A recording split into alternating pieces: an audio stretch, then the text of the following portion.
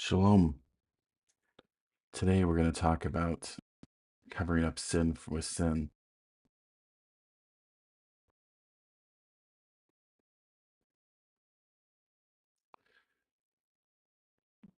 There was a recent OF star that converted to Christianity,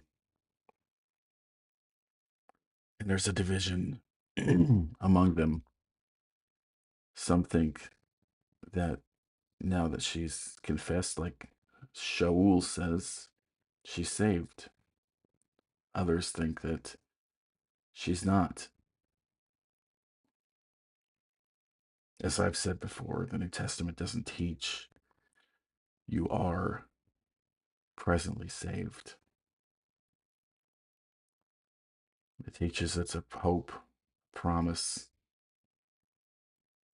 just like true deliverance out of Egypt. We cry out to Yah for deliverance, and they tax us and tax us and tax us.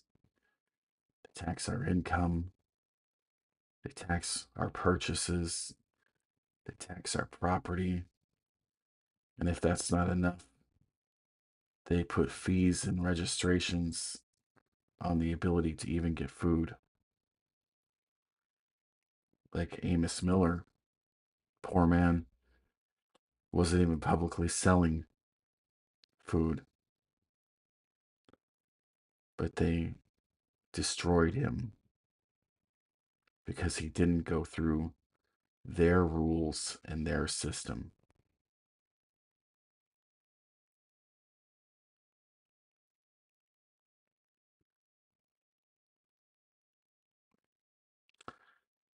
And people believe they are free indeed while being a slave.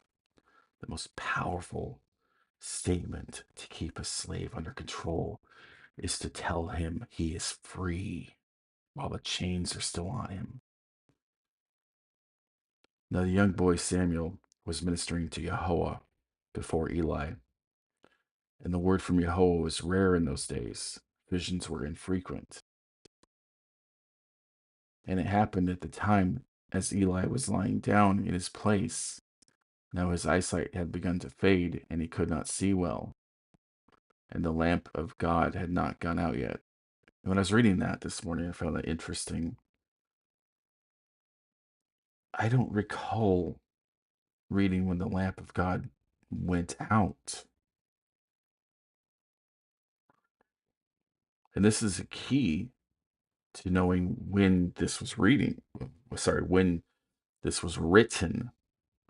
Whoever wrote this lived in a time when the lamp of God had gone out. And he's referring back to a time when the lamp of God was still ablaze.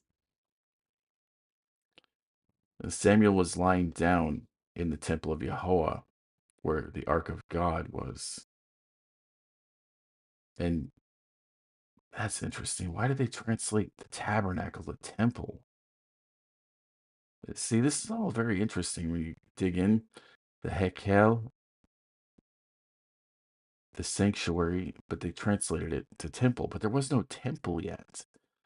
There, this is this is all part of the translation deception, right? Why why did they use this word? It was the Hekel, the tabernacle of Yahweh, where the ark of God was in the tabernacle. Yahweh called to Samuel and said, "Here I am."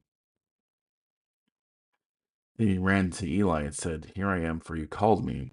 But he said, "I did not call you. Go back and lie down."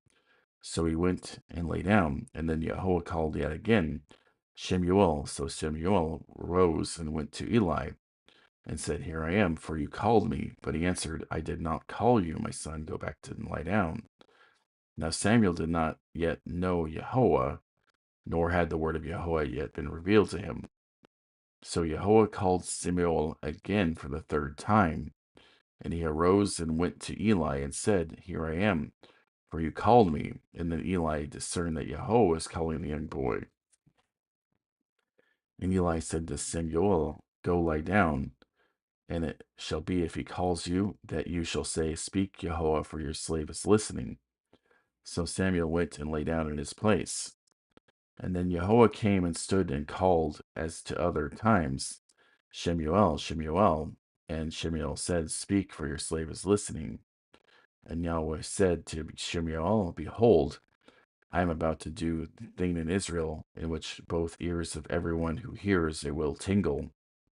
In that day I will establish against Eli all that I have spoken concerning his house from beginning to end. And I have told him that I am about to judge his house forever for the iniquity which he knew, because his sons have been bringing a curse on themselves. But he did not rebuke them. And this is an important thing to understand, because the Torah teaches the son cannot bear the iniquity of the father. He can't.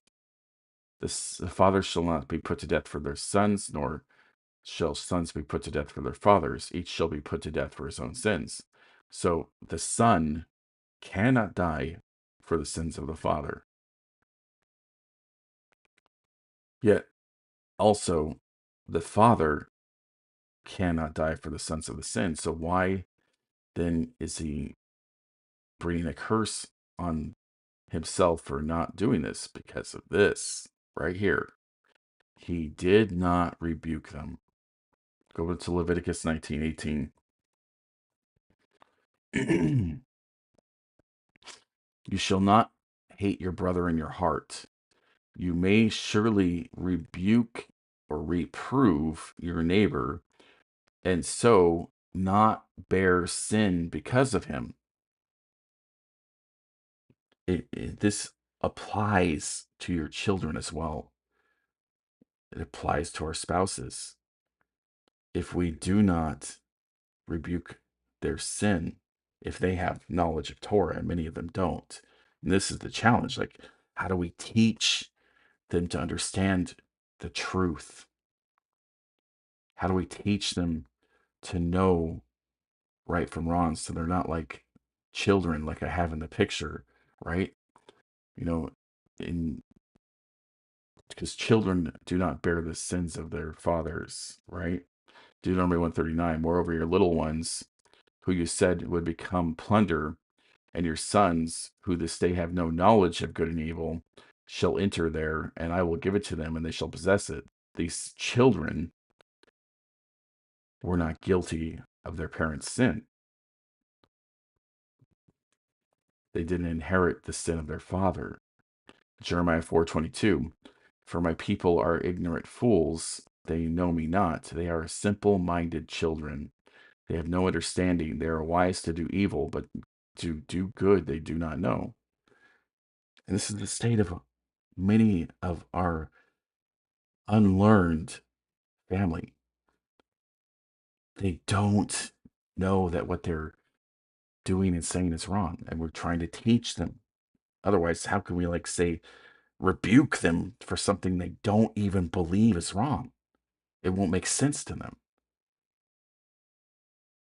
We have to be merciful. We have to be patient. One of the things Father's shown me since moving to the land is patience. Like, when you plant a seedling of a tree, like a peach pit, let's say,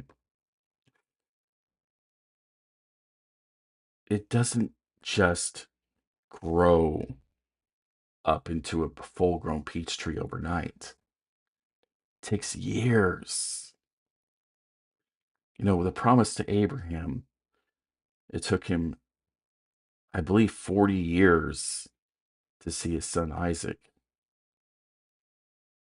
40 years after they were delivered from Egypt. They didn't go straight to the promised land because Yah feared they would not be willing to fight for what was going to be given to them, that they would still have this slave mentality. So he had them turn into the wilderness to be tested.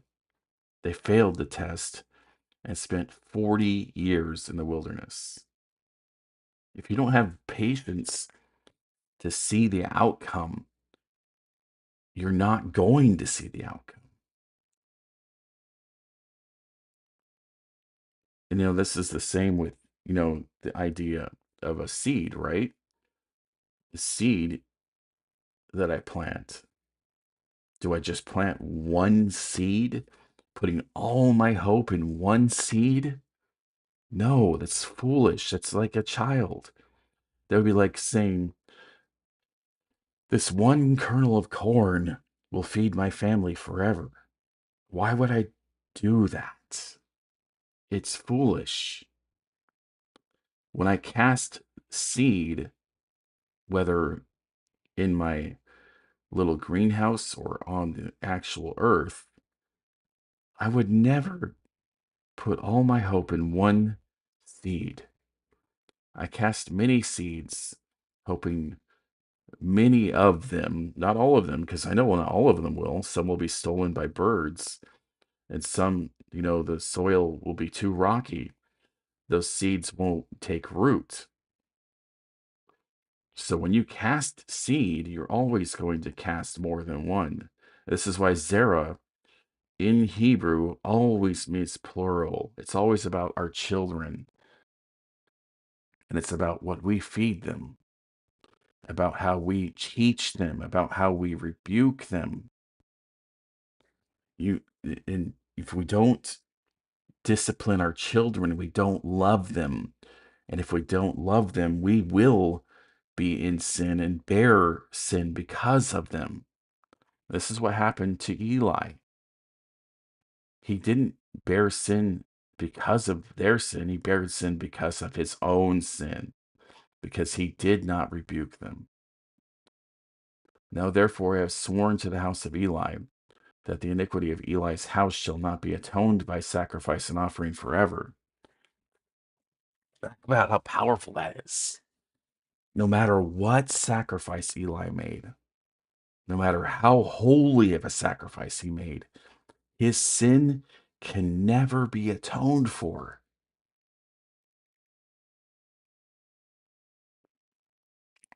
It's frightening. Like that you can be in such a state of total reprobation to Yah that he just wants to cut you off, that nothing can atone for your sin.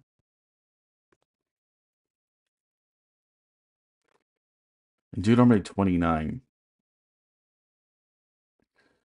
and it will be when he hears the words of this curse that he will bless himself in his heart, saying, I have peace, though I walk in the stubbornness of my heart in order to sweep away the water along with the dry. I've talked with people that say this. I said, look, we have to be humble. We have to really recognize when affliction comes and ask, am I in sin? Have I done something that is against the Most High Yah? Have I offended him in my words and my actions? Yah shall not be willing to pardon him, but rather the anger of Yah and his jealousy will burn against that man, and every curse which is written in this book will rest on him, and Jehovah will blot out his name from under heaven. And then Yah will separate him out for adversity from all the tribes of Israel, according to all the curses of the covenant which are written in this book of the law. That's what Yahweh is saying about Eli, because of his unwillingness to be zealous for Torah.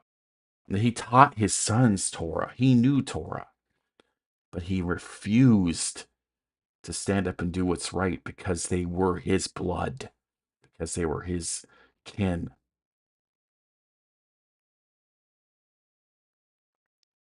So Samuel lay down until morning. Then he opened the doors of the house of Yahweh. But Samuel was afraid to tell the vision to Eli. We can't be afraid of the reactions of our family. We have to tell them the truth. And I know it's hard. Believe me, I know it's hard. but fear Yah. Then Eli called Shemuel and said, Samuel, my son. And he said, Here I am. And he said, What is the word that he spoke to you? Please do not hide it from me. And may Elohim do so to you, and more also, if you hide anything from me, all the words that he spoke to you. I realize, like reading this is also for me. It's powerful when the word cuts your heart. So Samuel told him everything and hid nothing from him. And he said, It is Yahweh. Let him do what seems good in his eyes. And thus Samuel grew, and Yahweh was with him, and let none of his words fall to the ground. And so all Israel from Dan even to Beersheba knew that Samuel was confirmed as a prophet of Yahweh. And Yahweh appeared again at Shiloh, because Yahweh revealed himself to Samuel at Shiloh by the word of Yahweh.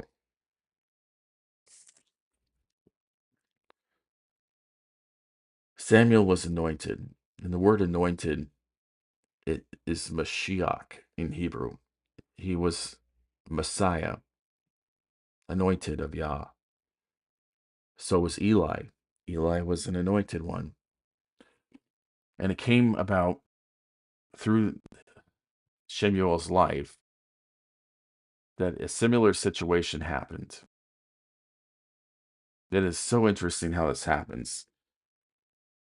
As much as we strive to be righteous men, our sons, if we do not act correctly, will do what is right in their own eyes. Look at 1 Samuel 8:5. Behold, you have grown old, and your sons do not walk in your ways.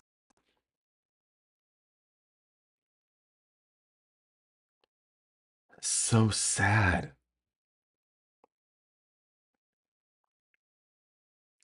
We just continue to reject the Most High and walk in our own ways, even though we may have had a father, and I know most of us have not had that influence. We seek Yah, we seek to please Him.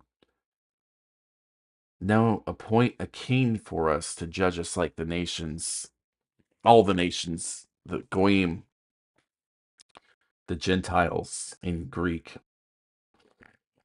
Be like the Gentiles, have a king over us. But the thing was evil in the sight of Samuel when they said this, give a king over us. And Samuel prayed to Jehovah. And then Jehovah said to Samuel, listen to the voice of the people in regard to all that they say to you, for they have not rejected you, but they have rejected me from being king over them. And this is one of the things that have been going on in the world today too. You see so many people say Messiah or Christos is king. The Messiah, the anointed, is not king. Yahweh sat enthroned over the flood. Indeed, Yahweh sits as king forever. Are there two kings? Remember what Yahweh just told Shemuel. If you want your Messiah man, your anointed man to be king, then you have rejected him from being your king. And I know, people would say, what about Deuteronomy 17, the rule of a king, right? Well, Deuteronomy 17 was what, right? It's when you enter the land which Jehovah your Elohim gives you, and you possess it and live in it, you will say, I will set a king over me like all the nations who are around me. And this is what they did, right? This is exactly what they did.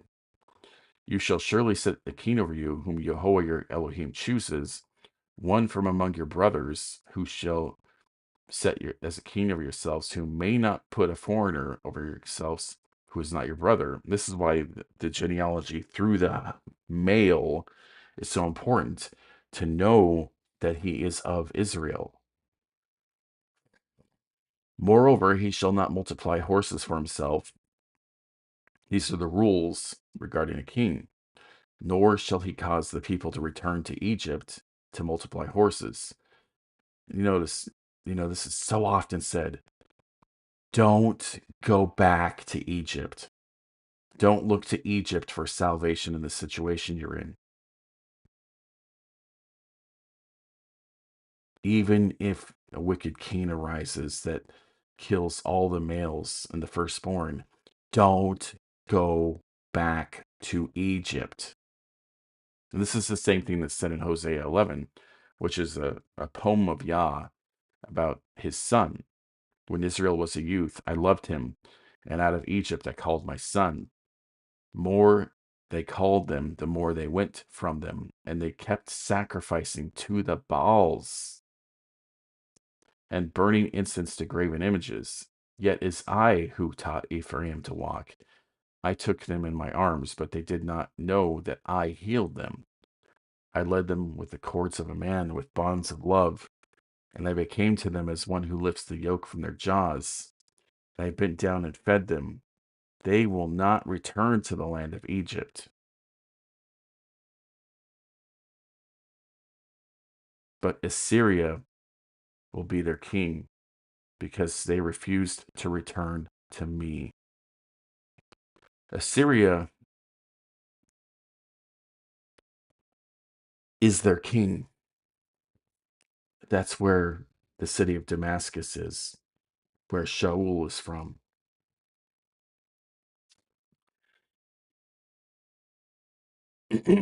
Yahweh has said to you, you shall never again return that way. And he shall not multiply wives for himself, or else his heart will turn away. Nor shall he greatly increase silver and gold for himself. Now it will be when he sits on the throne of his kingdom that he shall write for himself a copy of this law on a scroll, and in the presence of the Levitical priests. And it shall be with him, and he shall read it all the days of his life, that he may learn to fear Yahweh as Elohim, to carefully observe all the words of this law and these statutes, that his heart may not be lifted up above his brothers. This is so important that, the king is not supposed to be above his brothers. And then go back to our land today, the con, the ruling paper of the land. The whole idea originally was that none of the people you elect were above the people electing them. But that has never been true, not even since the beginning of this nation. And it's the same with the anointed one that they choose in 1 Samuel 8. King Shaul immediately lifts himself up above the others. Immediately. This is what the heart of man does.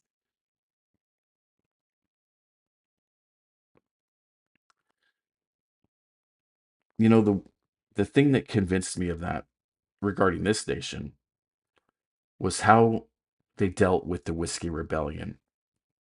The Whiskey Rebellion was a group of people that felt they were being unfairly taxed.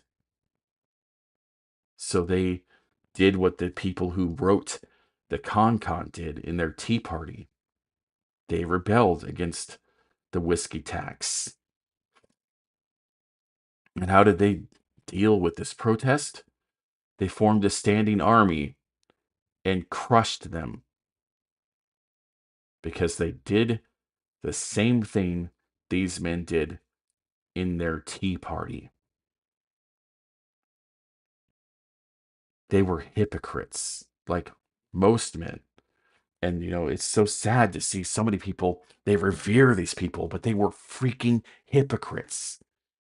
Their heart was lifted up above their brethren, and their brethren acted in the same way as them, rebelling against the tyranny of taxation, and they crushed them.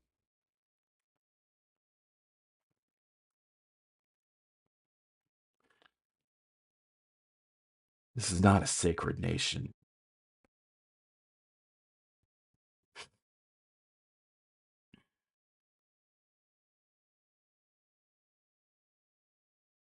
But he tells them to listen to their voice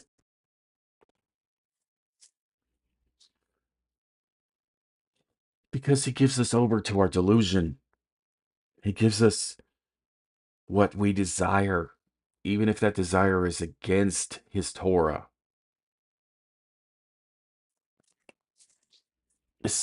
You have to understand our heart is not going to pursue him. It's going to pursue our desires if we let it.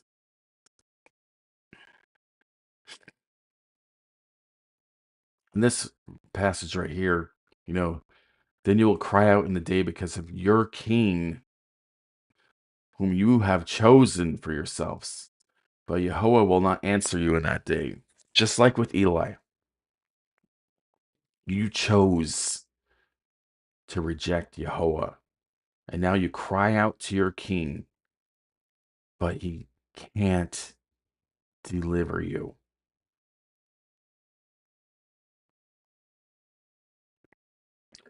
Now let's go forward a bit. Shaul was made Messiah, like I said. He was anointed. And I'll show you in the word here. It's not actually in this chapter, unfortunately, is it? Um, not. There we go.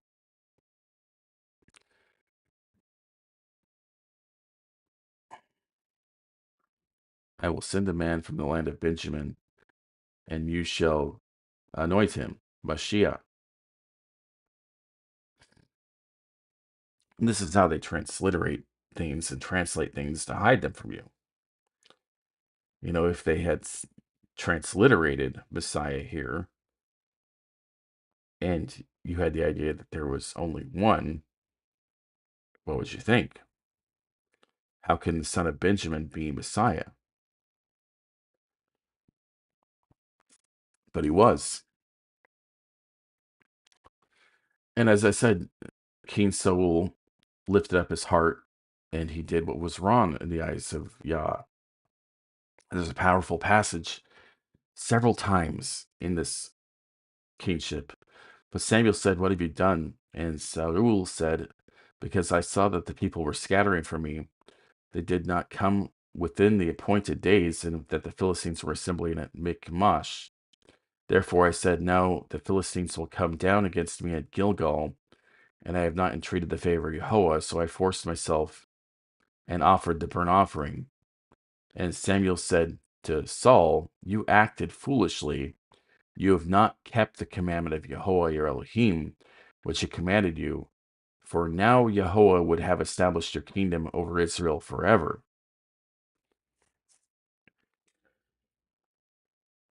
Yah's promises are conditional. You know, he does have unconditional love for those that obey him and keep his commandments. But if you do not obey him and do not keep his commandments, he still loves you.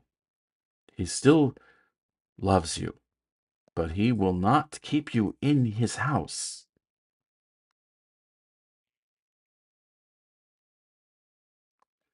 But now your kingdom shall not endure. And Jehovah has sought out for himself a man after his own heart. And Jehovah has appointed him as ruler over his people because you have not kept what Jehovah commanded you.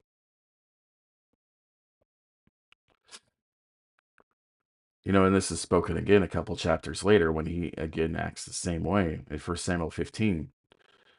And Samuel said, "Has Jehovah as much delight in burnt offerings and sacrifices as in obeying the voice of Jehovah? To behold, it is better to obey than to sacrifice." I mean, does it matter if it's a ram or something else that you call sacred as your sacrifice? Wouldn't it be better to obey the voice of Jehovah than to offer a profane sacrifice? And yes, it is profane, and we're going to get to that. But first, we have to get to that point. Because all of this is important. For rebellion is as the sin of divination, and insubordination is as wickedness and idolatry. Because you have rejected the word of Yahweh, he has rejected you from being king.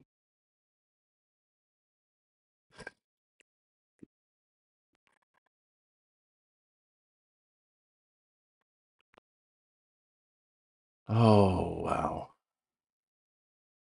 And then in the next chapter, we see David is anointed.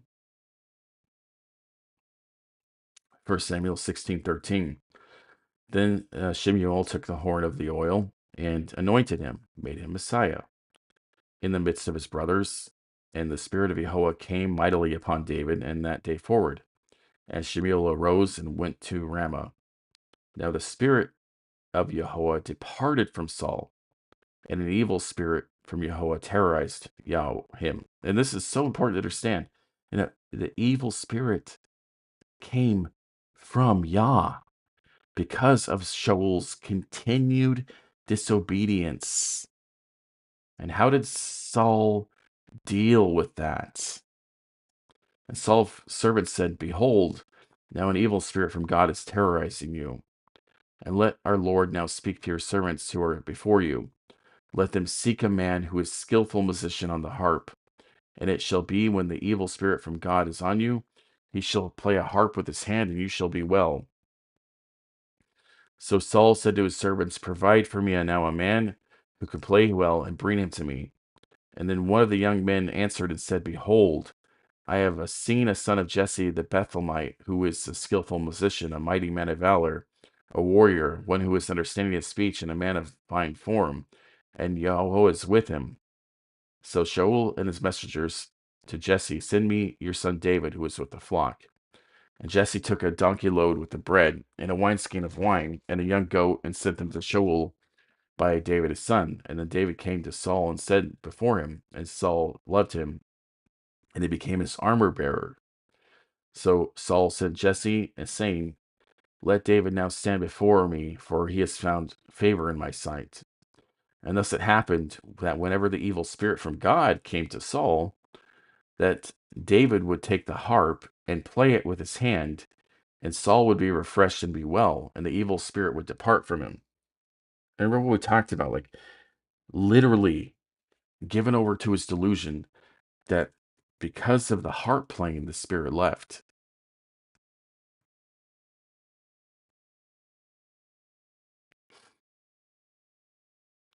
In Isaiah 66:4, it says, "So I will choose their punishments." And in other translations, this is delusion. Ta'aluluim, their vexation, their delusions are chosen by Yah because of their disobedience, their sin. So, when an evil spirit comes, you call for the harp of David to be played through the words you've been taught. And you believe the evil spirit departs, but it doesn't. You're under a delusion. If it departed, it would not return. You wouldn't have to do this ritual again and again and again and again. And if this is what I've seen, this is what I witnessed, among family and on people who do this online, like Derek Prince, just continually having to do this, continually having to play the harp of David because they will not humble themselves to Yah and his Torah.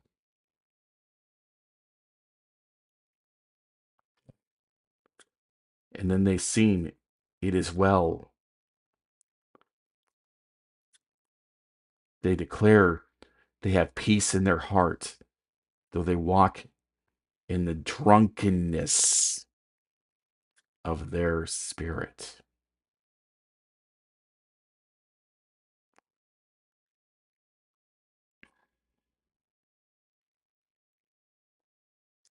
Yeah, that's an interesting thing. I wasn't going to bring that up, Omar, but it's clear that this is probably a later interpolation, that there's some other mishmash happened, because David was not yet a warrior. He hadn't yet killed Goliath. This is clearly an out of place passage, or it's in the wrong place. What I was going to go to next was when David is escaping from Saul, and his men tell him,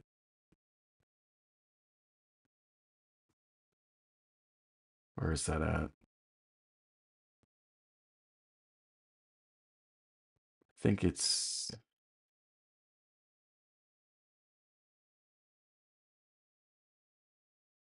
yeah, 1 Samuel 24. David chooses not to kill him. And what he says is really interesting. And when Saul returned from pursuing the Philistines, he was told, "Behold, David is in the wilderness of En-gedi." Then Saul took 3,000 chosen men from all Israel and went to seek David and his men in front of the rocks of the wild goats. And he came to the sheepfolds on the way where there was a cave, and Saul went in to relieve himself. Now David and his men were sitting in the inner recesses of the cave. And then the men of David said to him, "Behold, this is the day of which Jehovah said to you, Behold, I am about to give your enemy into your hand, and you shall do to him as it seems good in your eyes." Then David arose and cut off the edge of Saul's robe secretly.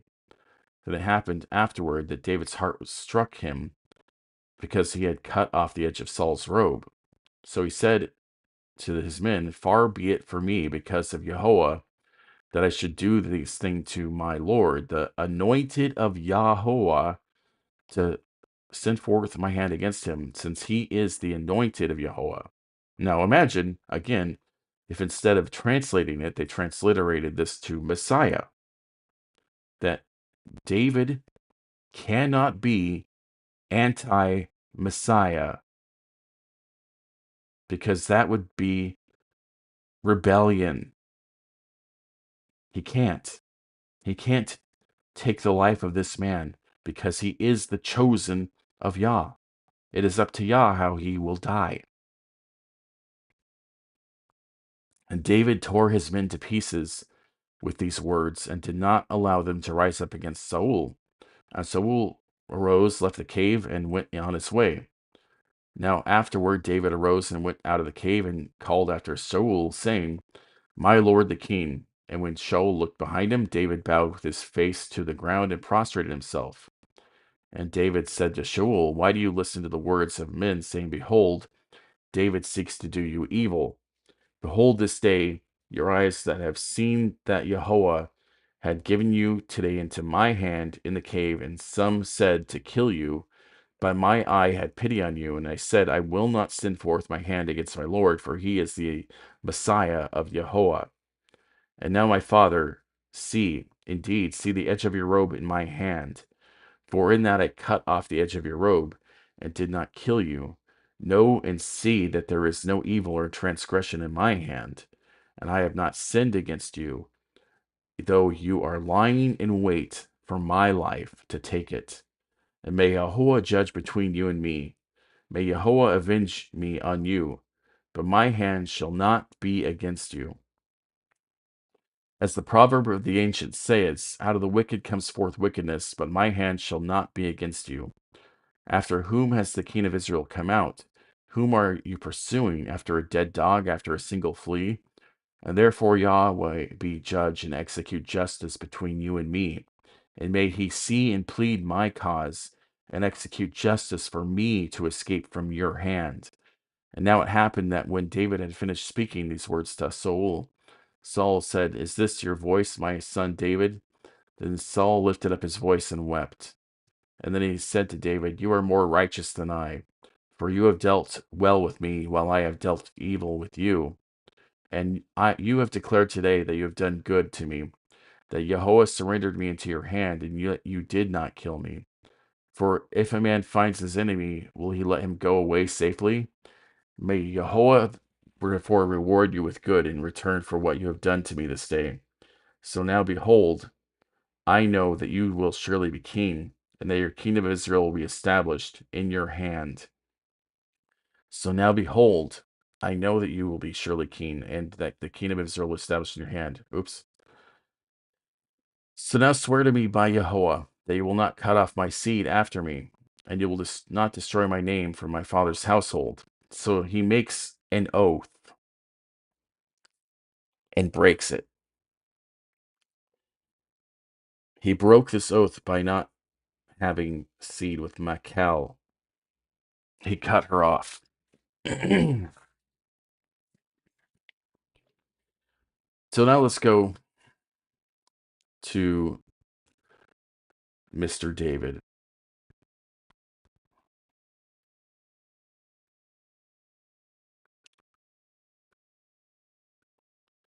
Second Samuel chapter 11. The anointed Messiah David that should have been at war with his men stayed in Jerusalem. Now when evening came, David arose from his bed and walked around on the roof of the king's house. And from the roof he saw a woman bathing, and the woman was very beautiful in appearance. So David sent and inquired about the woman. And already, what is he doing?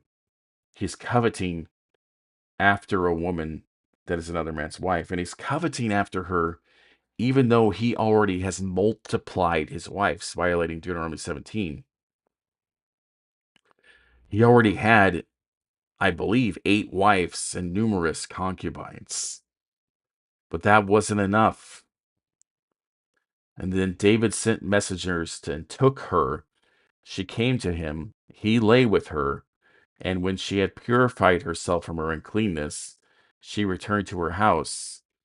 The woman became pregnant, and she sent and told David and said, I am pregnant. So his adultery has now turned into the fruition of casting his seed at a woman that was not his, stealing this precious woman from her husband, who was a righteous man. And then David sent to Joab, saying, send me Uriah the Hittite. And so Joab sent Uriah to David. And when Uriah came to him, David asked concerning the state of Joab, and the state of the people, and the state of the war. And then David said to Uriah, go down to your house and wash your feet. And Uriah went to the king's house, and present from the king went out from after him. But Uriah lay down at the door of the king's house with all of his servants of the Lord, and did not go into his house. This is what I mean. He's a righteous man. Why did he do that? Because his men were still in the field battling. Then they told David, saying, Uriah did not go into his house. And David said to Uriah, have you not come from a journey? Why did you not go down to your house? And Uriah said, David, the ark of Israel and Judah are staying in booths, and my lord Joab and the servants of my lord are camping in the open field. Shall I then go to my house to eat and drink and to lie with my wife? Like David. By your life and the life of your soul, I will not do this thing. And then David said to Uriah, stay here today also and tomorrow, and I will send you out. So Uriah remained in Jerusalem that day and the next. And now David called him, and he ate and drank before him, and he made him drunk. And then in the evening he went out to lie on his bed with his Lord's servants, but he did not go down to his house. Now it happened in the morning, David wrote a letter to Joab and sent it by the hand of Uriah. Now he's conspiring. He's conspiring to take the life of an innocent man for his own sin. And he had written in the letter, place Uriah in the front line of the fiercest battle and withdraw from him, so that he may be struck down and die. So it was Joab kept watch on the city, that he put Uriah at the place where he knew there were valiant men, And the men of the city out and fought against Joab, and some of the people among David's servants fell, and Uriah the Hittite also died. And then Joab sent and told David all the events of the war. And he commanded the messenger, saying, when you have finished telling all the events of the war to the king, and if it happens that the king's wrath rises, and he says to you, why did you approach the city to fight? Did you not know that they would shoot from the wall? Who struck down Abimelech, the son of Jerubbesheth? Did not a woman cast an upper millstone on him from a wall so that he died at Thebez? Why did you approach the wall? And you say your servant Uriah the Hittite is dead also.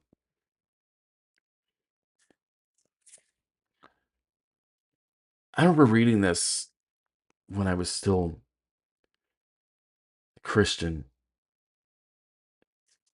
And even then, I was heartbroken.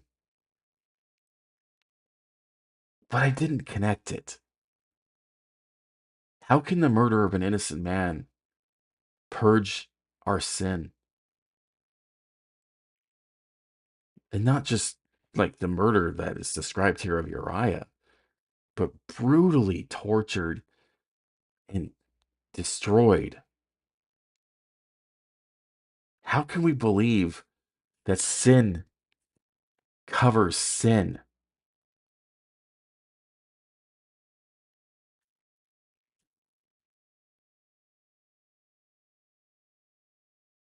Look at the next chapter. Then Jehovah sent Nathan to David, and he came to him and said, there were two men in one city, the one rich and the other poor. And the rich man had a great many flocks and herds, but the poor man had nothing except one little ewe lamb, which he brought and nourished, and it grew up together with him and his children. It would eat his morsel of bread and drink his cup and lie in his bosom, and it was like a daughter to him. Now a visitor came to the rich man, and he was unwilling to take from his own flock or his own herd to prepare for the traveler who had come to him. Rather, he took the poor man's ewe lamb and prepared it for him, the man who had come to him. And then David's anger burned greatly against the man. And he said to Nathan, as Jehovah lives, surely the man who's done this deserves to die.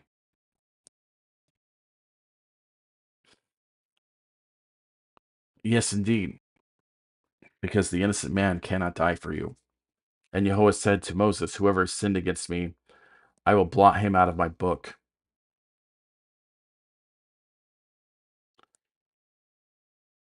What then can you do?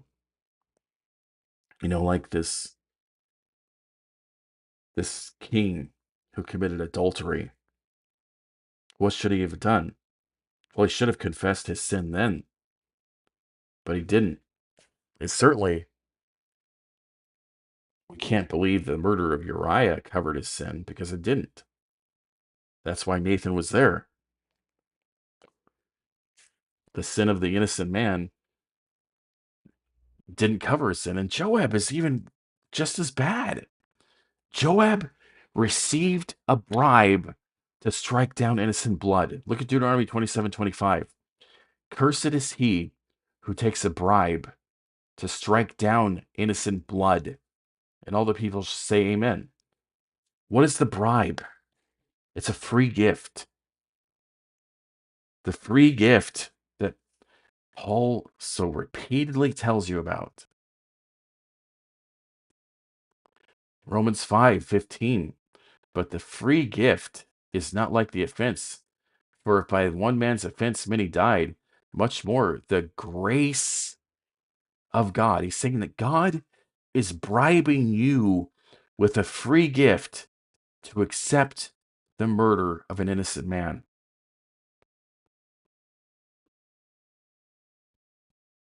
2 Samuel 12.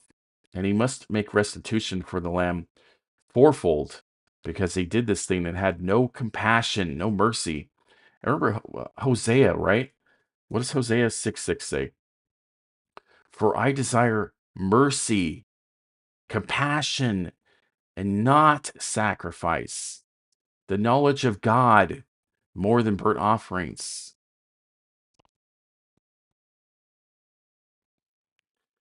Then Nathan said to David, you are the man. And thus says Jehovah, the God of Israel, it is I who Messiah you, king over Israel. It is I who delivered you from the hand of Saul. I also gave you your master's house and your master's wives into your care. I gave you the house of Israel and Judah, and if that had been too little, I would have added to you many more things like these. Why have you despised the word of Jehovah by doing evil in his sight? You struck down Uriah the Hittite with the sword. You took his wife to be your wife, and have killed him with the sword of the sons of Ammon. So now the sword shall never depart from your house, because you have despised me, taken the wife of Uriah the Hittite to be your wife. And so often we just read over something and it doesn't really get into our heart. What do you think it means when Yahweh is declaring this over the house of David? It's the same thing we read in 1 Kings 13:13. I mean, sorry, 1 Samuel 13:13 about Saul, that his house will be destroyed. And I truly believe the fruition of that destruction is written of in the New Testament. What does he say?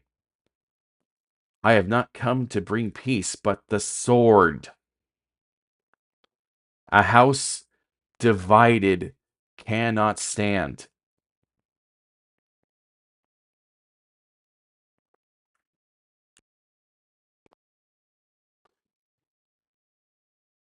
He is the sword of division to destroy Judah.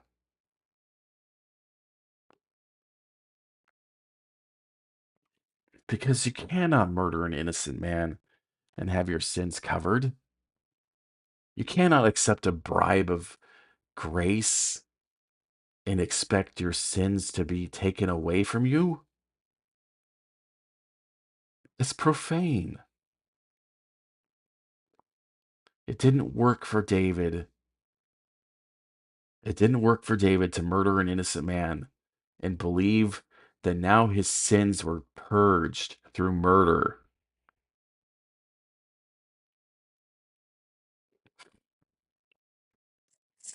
Well, what about the blood? They always go to that. Leviticus 17:11, misquoted. Look, for the life of the flesh is in the blood, and I have given it to you on the altar to make atonement for your souls, for it is the blood that makes atonement by the life. Okay, and what about the money? What do you mean? Look at Exodus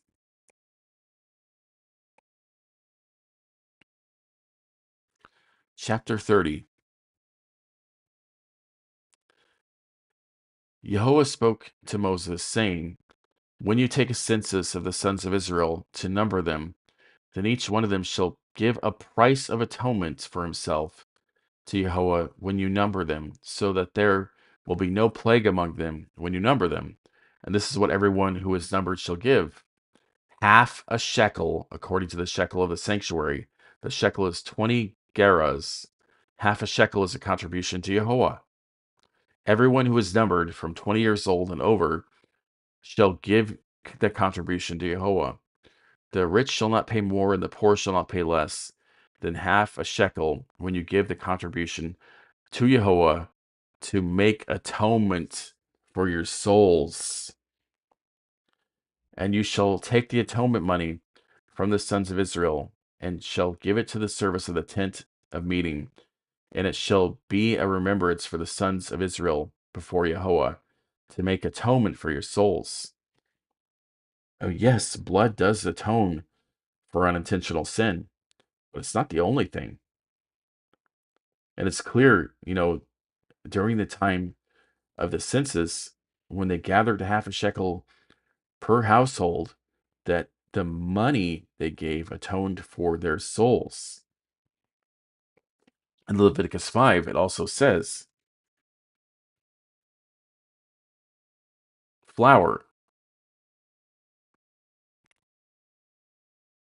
But if the means are insufficient for 2 turtle doves or 2 young pigeons, then his offering for what he has sinned, he shall bring a tenth of an ephah of fine flour for a sin offering. He shall not place oil on it or put frankincense on it. It is a sin offering. He shall then bring it to the priest, and the priest shall take his handful of it as a memorial portion and offer it up on the smoke of the altar with the offerings of Jehovah by fire. It is a sin offering. So the priest shall make atonement for him concerning his sin, which he committed from one of these. And these are talking about unintentional sins committed, not intentional like David. You see, the sin of adultery doesn't even have atonement. If an adulterer is caught and brought before the judges by 2 witnesses, can he make atonement? Can he take a money offering? Can he take a flour offering? Or can he even bring a lamb to sacrifice for his sin? I mean, you know the answer to that. It's no. There is no atonement for adultery. I mean, what can he do then? Well, he has to rely on mercy and his humility. He has to call out and beg for Yah to overlook his sin, his transgression. And whether or not he physically lives is up to the judge, up to Yah's mercy. But if he acts like David, how could his sin be forgiven? It can't. And that's what we see perfectly described in 2 Samuel chapter 12. The sword will not depart from the house of David because he murdered an innocent man for his sin. And what does Yeshua say?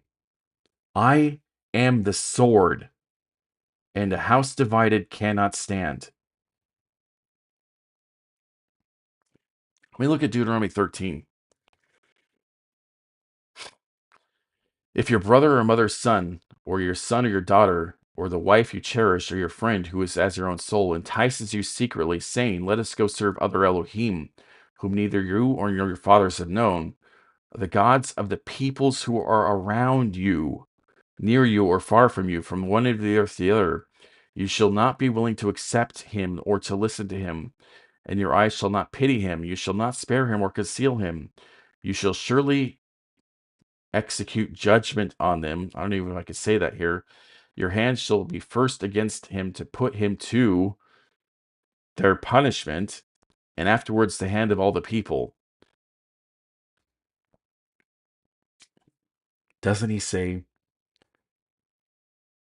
in this same passage, I have come to divide brother against sister, father against son, mother against daughter? It reads exactly like this. You know, this is also a curse in Micah 7. Woe is me, for I am like the fruit pickers, like the grape gatherers. There is no fruit cluster of grapes to eat, or a first ripe fig which my soul desires. The Holy One has perished from the land, and there is no upright person among men.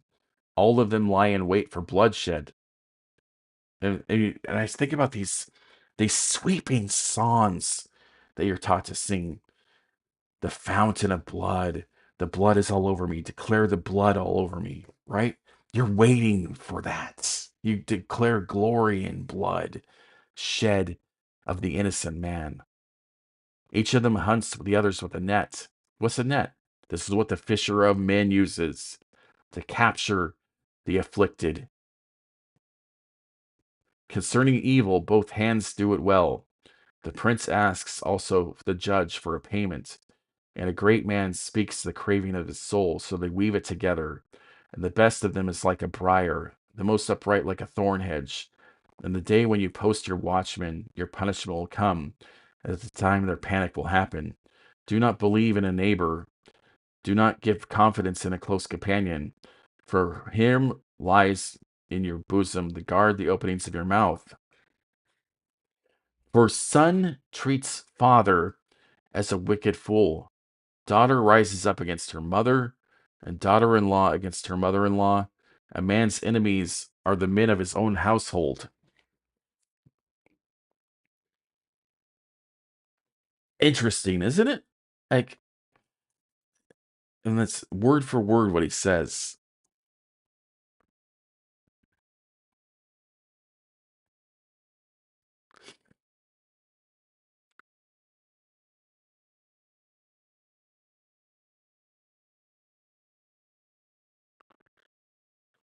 Matthew 10:21. Now brother will deliver up brother to death, and father his children. Children will rise up against his parents, and it cause them to be put to death. You'll be hated by all for my name's sake. Why? Why would they be hated for declaring Yah when Yah promises life for obedience repeatedly? Repeatedly to the merciful, to the obedient, he promises life. Not this division by the sword, the curse. I mean, this is Deuteronomy 13. This is Micah 7. This is the curse for disobedience.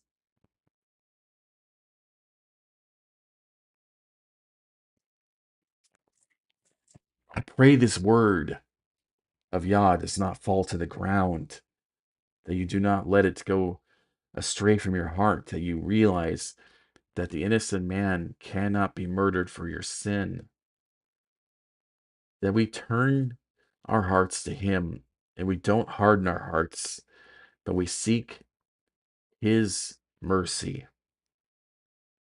and only Yah's mercy.